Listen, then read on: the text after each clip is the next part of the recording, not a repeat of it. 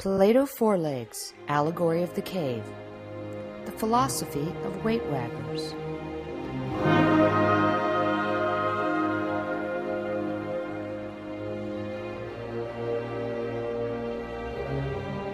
The ancient Greek philosopher Plato Two Legs first imagined the allegory of the cave as a lesson to teach people the importance of differentiating between the real world and an entertaining illusion.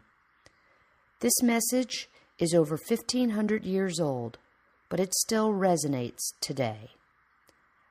I'm Plato Forelegs, and I'm here to remind you of what you already know. The brain of a human being is designed to imagine.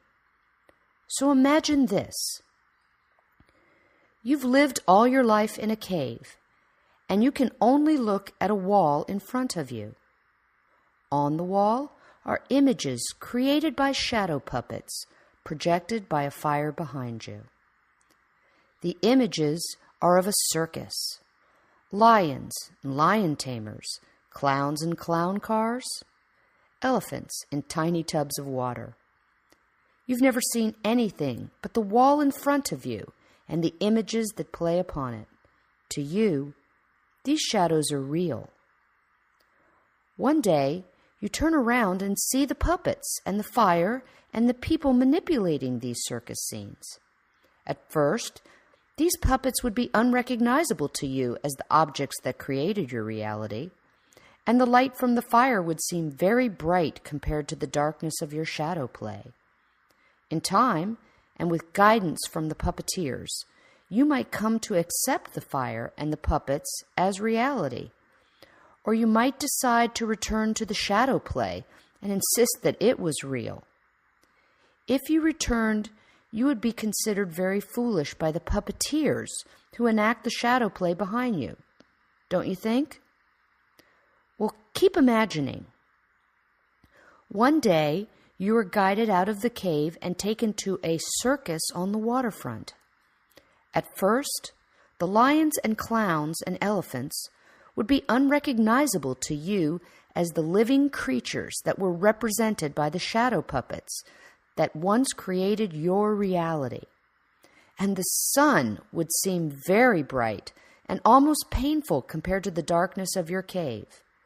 In time, and the guidance of your circus friends, you might come to accept the circus as reality. Or you might decide to return to the puppets and insist that they were real.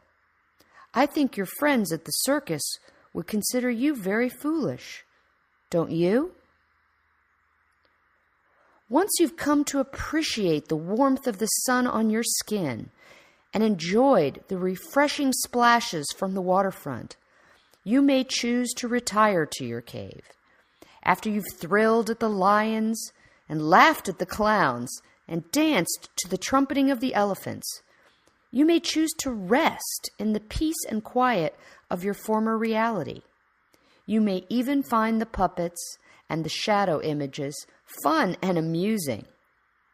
Now that you've used all of your senses, you can imagine what these images represent. You are not that person stuck in a cave. And your dog has no interest in the shadow play circus, even though she might want to chew on those puppets. I'm Plato Forelegs, and I'm here to remind you what you already know.